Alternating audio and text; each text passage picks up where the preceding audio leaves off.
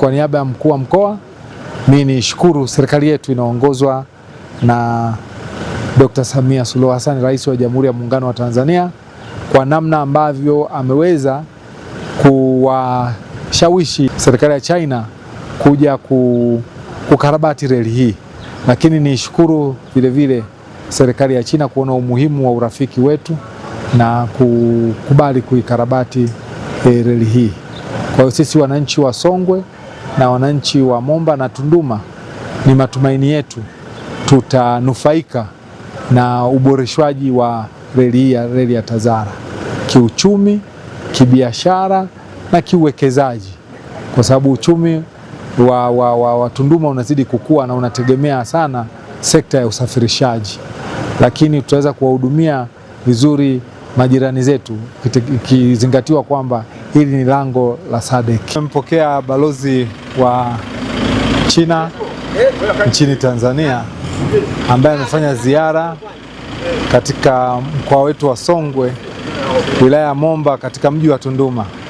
Ametembelea maeneo mawili, ametembea kituo cha mpaka pale OSPP Tunduma na stesheni hii ya TAZARA.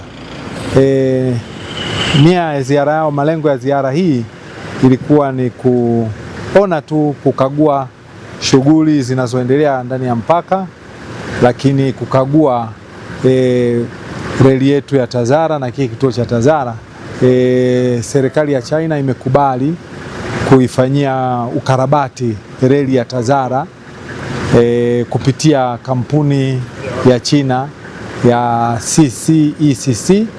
Kwa hiyo ziara hii ni kuja kujionea wenyewe hali ya reli na namna watakavyoweza kuifanyia ukarabati kwa uharaka.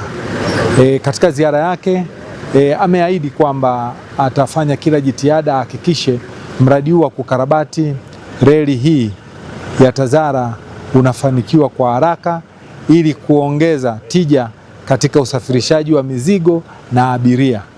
Na amesema kabisa kwamba wao reli hii ni ishara nzuri ya ushirikiano wa nchi hizi, kati ya nchi yetu na nchi ya Zambia, lakini na nchi ya China. Ni ishara ya urafiki wa karibu. Kutokana na hali hiyo, amesema atajitahidi kadri ya uwezo wake kuwezesha mradi huu ukamilike, na amesema kwamba wanatarajia mradi huu wa ukarabati wa reli ukachukua mpaka miaka mitatu.